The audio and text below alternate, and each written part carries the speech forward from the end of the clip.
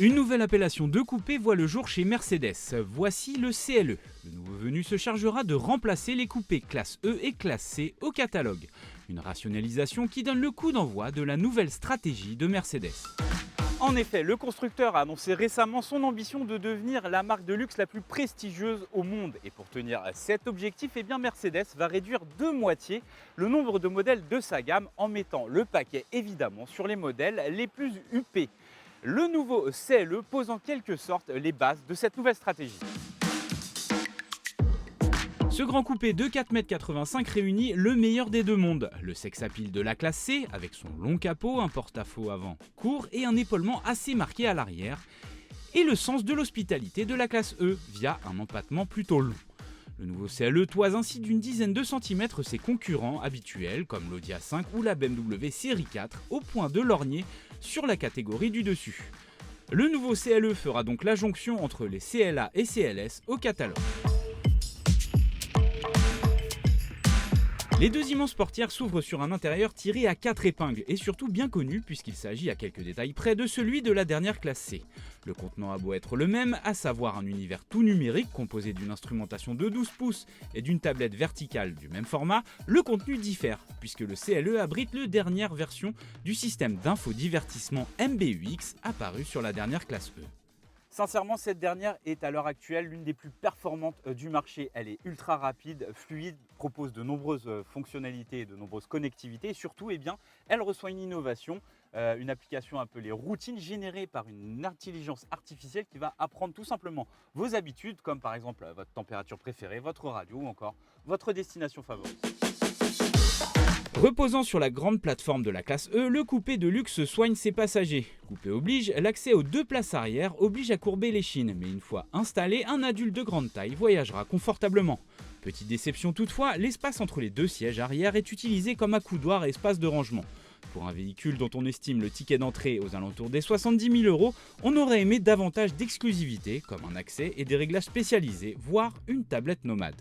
Le coffre confié à une malle nous laisse également sur notre faim, avec une capacité de 420 litres et une faible hauteur de chargement. C'est moins que la concurrence malgré une bonne dizaine de centimètres supplémentaires. On ose imaginer la faible contenance de la version hybride rechargeable attendue d'ici l'an prochain. Heureusement, les dossiers de la banquette se rabattent et libèrent une belle longueur de chargement. En France, la gamme comprendra 4 motorisations toutes équipées d'une hybridation légère, de l'essence avec un 4 cylindres proposé en version 204 et 258 chevaux, mais aussi un 6 cylindres en ligne de 381 chevaux, associé à une transmission intégrale avec un malus compris entre 7 et 18 000 € selon les versions. En attendant l'arrivée d'une version hybride rechargeable, le diesel et ses faibles émissions de CO2 sera bel et bien proposé et devrait même représenter une bonne part des ventes. Il sera représenté par un 4 cylindres 2 litres de 200 chevaux. Alors ce diesel, c'est sûr qu'en ville, il n'est pas à son avantage, surtout après avoir conduit des électriques, des essences, des hybrides. C'est vrai qu'on a l'impression de revenir une vingtaine d'années en arrière. Mais par contre, lorsqu'on est dans un usage extra-urbain, comme par exemple sur l'autoroute, il a plutôt pas mal de qualités. À commencer par son couple qui est musclé, qui fait oublier le poids de la voiture et surtout par ses consommations très maîtrisées puisqu'on a relevé aujourd'hui sur un parcours de 150 km une moyenne de 5 litres d'eau au 100 km, ce qui reste excellent surtout pour un véhicule de ce gabarit. Les prestations sont aussi bien gérées par une bonne boîte de vitesse à 9 rapports. Dans l'ensemble, c'est agréable. Mercedes réussit son pari de concevoir toujours un gros coupé GT avec des petites consonances sportives notamment pour le châssis. Enfin, ce qu'il ne faut pas oublier, c'est l'expertise de Mercedes dans le domaine du confort. On a des suspensions certes pilotées mais classiques. Ici, le CLE ne dispose pas de suspension pneumatique et on a un niveau de confort qui est vraiment exceptionnel, tant au niveau de l'amortissement que du moelleux des sièges. Et alors, sans parler de l'insonorisation, le bilan est hyper positif. Avec ce nouveau coupé CLE, Mercedes réunit le meilleur des deux mondes, le sex-appeal du coupé classe C et l'espace et le confort de la classe E.